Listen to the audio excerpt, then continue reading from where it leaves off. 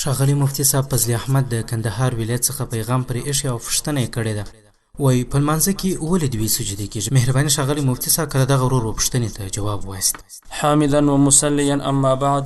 د محترم فضل احمد ورور د پوښتنې په جواب کې علمای کرام فرمایي چې په لمانځه کې چې کومې دوې سجدې کول کېږي دا یو تعبدي امر دی، دا د الله تعالی یو حکم دی، خو بیا هم علماء کرامو د دې مختلف وجوهات ذکر کړي دي.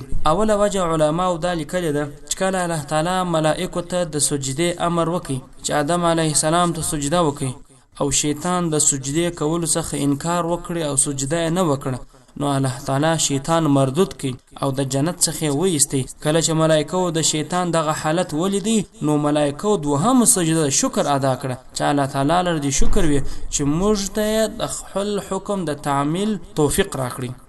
نو دغه دوی سجدې د هغه وخت څخه په لمانځه کې داخلي سوي دي، یو سجده د حکم پر اساس او بل سجده د شکر ده. دوهم وجه علماو دا لیکلې ده چې اوله سجده د ایمان د شکر د اداینې لپاره ده او دوهمه سجده د ایمان د بقا لپاره ده. او دریم وجه علماو دا لیکلې ده چې په اوله سجده سره انسان اشاره و دې ته کوي زه الله تعالی د مځکې څخه پیدا کړم، او په دوهمه سجده سره اشاره و دې ته ده چې بیرته انسان و د مځکې ته راګرځي. لہذا علماو نور وجوهات هم لیکلي دي.